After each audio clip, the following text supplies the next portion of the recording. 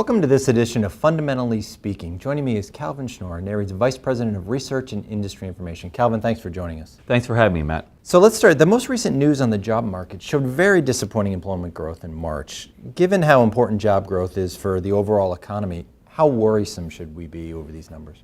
This was a very disappointing report, Matt, and the employment report is probably the most important single piece of news we have on the overall U.S. economy. We can look at our first chart here. You can see just how weak it was. 88,000 in the headline payroll growth. After a fourth quarter of 2012, there was over 200,000. So this is a very weak number. What's particularly alarming is everyone was already looking to see if the increase in payroll taxes in January after the fiscal cliff negotiations and the sequester had an impact. So this actually fits with one thing that people were looking for. But you look at more of the details of the report, and it's actually very inconsistent. A couple facts that I'd say. The average work week increased a tenth of an hour.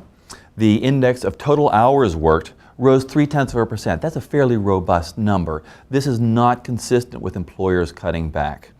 Other reports are showing similar strength, or at least maintained strength, in the economy. Initial jobless claims have some seasonal noise from Easter, but other than that, continue to move down. There's no sign that employers are laying off. In fact, we also got a report on job openings, which showed that in February, it lags by 1 month, but in February, job openings rose to the highest that they've had since early 2008. So we don't see any signs that the overall economy fell off a cliff suddenly.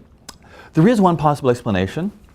The report shows how many people are working part-time for economic reasons. They'd like to work full-time but can only get a part-time job. Part-time employment fell very sharply in March. So this is not looking like we're seeing a sudden downturn in the economy. Rather, it's looking like a combination of part-time employment shifting to full-time, which is good for the economy, and some monthly noise. I'm not going to downplay the risks here. I'm just going to say everything else is showing that the economy continues to improve.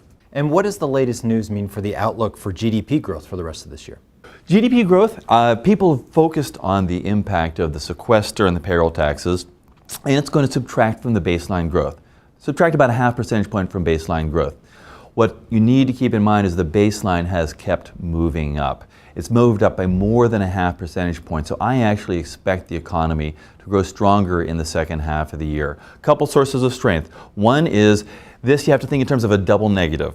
There's something that's been subtracting from GDP growth, and that's inventory, three things: inventory accumulation, the federal government, and the state and local government. These have subtracted 0.75 percentage point from GDP growth for the past 2 years. Now, those are tapering off, and as those go from negative to zero and positive contribution, we're going to get a fairly good boost to the economy. The other source of growth is the housing market, residential investment. Residential investment has showed just some slight increase in contribution to GDP. In a normal recovery, it adds 1 to 1.5 percentage points.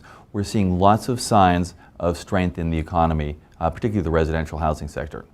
So what do all these cross currents mean for commercial real estate? The commercial real estate recovery has been moderate at best, hasn't been strong. But this is saying that the overall recovery is on track, and we're likely to see some strengthening later on. A couple of important things to keep in mind. Stronger GDP growth means that we're probably going to get back to employment growth of 200,000 or above. That's really going to help the office sector. Right now, office vacancies are still very high. Rent growth there is some rent growth, but it's really not a robust recovery yet. We're likely to see that sector begin improving over the next year. The other factor is residential investment. The housing market tends also to encourage retail development in the areas nearby. It could be, a lot of this is going to be in strip centers, the grocery anchored centers that also have smaller retail, professional office, those types of developments tend to follow the rebound in the housing market.